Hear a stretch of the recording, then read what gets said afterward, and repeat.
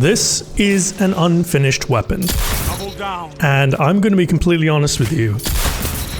I can't stop using it. This is not going to be just me like waxing lyrical about this weapon, which I really want to do because I have not stopped using it. Because the truth of the matter is, all opinions on this weapon, whether it's from me or from anybody else that you see online, all of it is going to be subject to change. There might be some people who see the value in this weapon and say, hey, this is the one. This is the definite best in slot for PvE, for PvP, power to them. But right now it's not. It could very well be. So let's talk about Revision 0. It's an aggressive frame by default, a 4-burst aggressive frame pulse rifle, but it has a selectable perk that turns it into a 2-burst, much like Graviton Lance, although it doesn't hit as hard and it fires a little bit faster. The exotic perk is called Hunter's Trace, and it says, precision hits grant targeting data, long reload to swap to the alternate scope, loading high damage rounds based on the amount of targeting data. In short, hit them in the head, charge up the targeting bar, then long reload, and find that you are now scoped in and able to do 476 damage to the fucking head. That is the same damage numbers as an aggressive frame sniper rifle. So on one hand you have a high impact aggressive pulse rifle, and on the other hand you have a super shutdown on command with as much ammo as you desire. Well, up to 4 bullets, but you can build it up and you can choose when to activate it. Now, a couple of people on Twitter asked me if that's basically Vex 2.0. Yesn't is the answer. Well, first of all, it doesn't activate on kills, it activates on precision hits, which is stronger. And second of all, it's way more rangy. Yes, Vex Mythic class, the old fire mode is a linear fusion rifle, and it's nuts. It still is nuts. But this is a sniper rifle, and it's more similar to Hawkmoon than it is Vex Mythic class. In fact, Kamicakes actually went on Twitter and described it as Hakemoon, which is the best way to think about this. It's a Hawkmoon pulse rifle.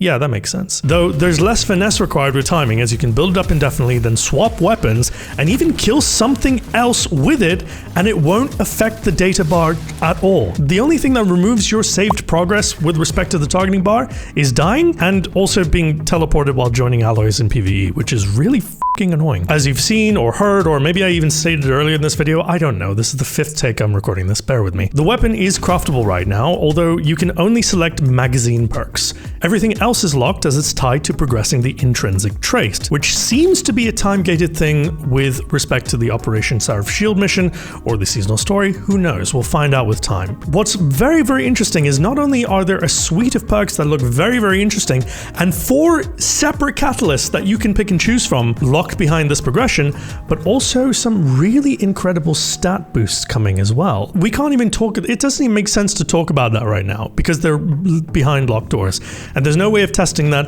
and there's no way of even saying what we think is going to be really, really good. I can speculate and say Perpetual Motion will be excellent. I can speculate and say Outlaw will be the best PvP catalyst. I can also say that Eye of the Storm will make this gun absolutely bloody insane. But none of us know what that looks like specifically for this weapon because it's so unique. So what we're left with is the very basic version of Revision 0, and if I'm being completely honest, even at this basic stage, it's a very strong contender in all parts of the game. In PvE, aggressive frames already do a shit ton of damage. It's great in Heist Battlegrounds where you're 5 levels under, and it was even doing serious work in the Legend Battlegrounds as well. Anti-barrier intrinsics is just so nice for PvE in general. You're not limited to running whatever the seasonal mod is. You can just slop this on and that's your barriers taken care of. And you'll kind of want to do that because it is such good damage out of the gate for a primary. Because it's a high impact sniper with its all fire mode, one could argue, although I'm not a DPS expert, so if you are a DPS expert, please feel free to correct the shit out of me in the comments below. I think because of that, it is somewhat of a, not a complete replacement, but it is a contender for Arbalest. Now, the reason I think that is because of the fact that Arbalest has limited ammo. It's a special ammo weapon. Now, of course, in its current state, Arbalest completely destroys it because not only does it make mincemeat of every shield in existence, but it pairs that with Disruption Break. As it stands right now, Arbalest is the king. I can't say that it's going to replace Arbalest, and I don't think anything really will until they nerf the damage profile of a kinetic linear fusion rifle.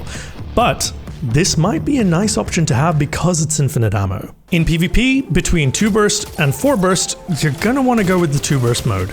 Because right now, 2 burst it has a faster fire rate, it has a little bit more forgiveness when it comes to the optimal time to kill, and it just does more body shot damage, which is super useful in 99% of PvP. Yes, 4 burst can 2-tap people, it absolutely can, but you have to be perfect, and it's not easy to be perfect with this weapon right now because we do not have barrel perks that change recoil direction, we don't have consistency perks that help with stability, the only thing we have is moving target, and that doesn't do anything for your recoil control. You compare that with Disparity, you compare that with Sacred Provenance, you compare that with Insidious. All of these guns, legendary options, have the ability to roll with different perks that help reduce that recoil control and make it a lot more laser-like.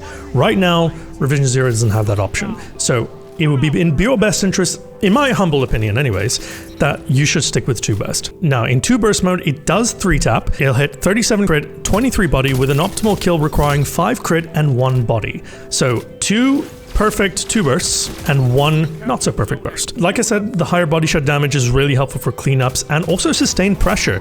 Just being able to hit somebody for that hard very, very consistently and rapidly is more useful than you might think. So unless you're absolutely perfect with that 4 best every single time, maybe you're a mouse and keyboard player, then it's not particularly worth it. You're much better off going with the 2 burst mode, hitting harder more often. The downside of going 2 burst, however, is that it does take a little bit longer to charge the alt fire mode. Now, of course, that opinion is a huge asterisk, right? Like I said, this video will not age well because we don't have that stuff craftable.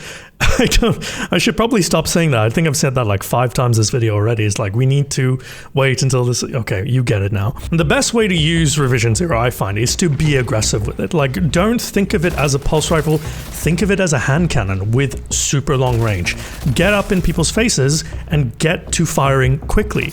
Now, of course, you do have the option of range. You can stay back at traditional pulse rifle ranges, but because the scope is so great, because it feels so crisp, because the sound and the feel, the mechanics of this weapon are just...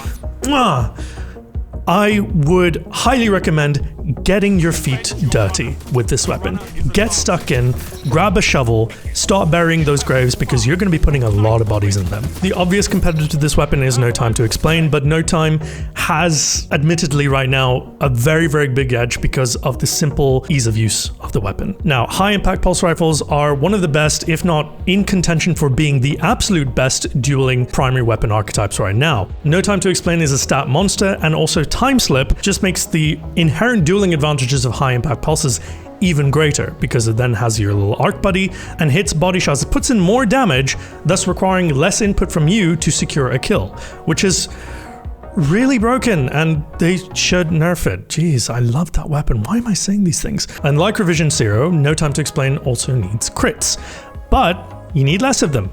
10 versus 12 for Revision Zero, and it can be argued that Time Slip's exotic functionality, its perk, lasts a lot longer than one sniper bullet, because it's up for 10 seconds, Time Chasm I believe it's called. And also No Time is a laser, it's also Trials meta, blah blah blah blah blah, all these other reasons why No Time is great. So in that respect, right now, just kind of like how Arbalest is superior in PvE, No Time right now is superior in PvP. And it probably will stay that way, even with the improvements coming to Revision Zero, but I can't be certain. Like, I feel like I haven't even touched or even scraped the surface of what I want to say about this weapon, because I'll be completely honest with you all, I am not the right person to ask about this weapon because I love it. It speaks to me as a player.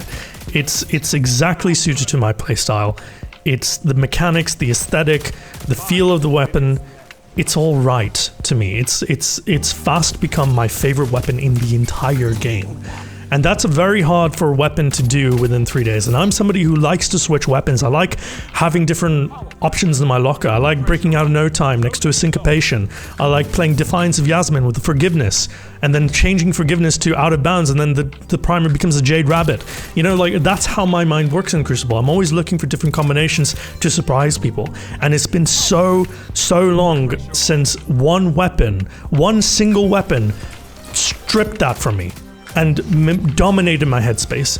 I've used it in PvP, I've used it in PvE, and I cannot get enough of it, which is why you should not listen to me when it comes to this weapon.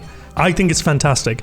I think it's really well designed weapon. I think it hits really well, and it just has the right amount of incentive for you to want to invest into it to get really good at it, because the strengths are borderline broken.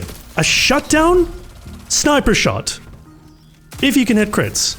If you can hit crits, that's the most broken thing you've ever seen in any primary weapon in this game, ever. And it doesn't have a sniper glint, by the way. But if you're not super cracked and you are still learning and you're still trying to get better with your crits and you're still trying to aim, then this gun will feel a little bit hard to use. It will feel a little bit inaccessible. It might feel like a dud. For me, I've invested a lot of time into learning pulse rifles. I've invested a lot of time in perfecting the playstyle that this pulse rifle demands. And because of that, I've fallen in love with this thing. So I don't think I'm objective here. I'm not perhaps the best reviewer for this weapon. It takes a very special weapon for me to change how I play Destiny. And this weapon has. Sometimes all guns need to do is make you feel happy. And all they need to do is just make you want to play Destiny. I've genuinely, this last couple of days, I've gone to bed at 2 AM and then woken up at 6:30, 7 just to sneak in a few more games with this weapon before I had to, start my day and be an adult. Trust me, when this gun is at its full potential, we will come back and we will give it a fair shake with respect to Arbalest, with respect to No Time to Explain, with respect to the meta in general. It doesn't feel right to review this weapon and give honest thoughts on what the meta is, because this isn't even its final form, but it's scary as it is. Thank you very much for watching. I'm Ascendant Nomad. Huge thanks to the patrons who continue to make these videos possible. I'll see you very soon. Cheers.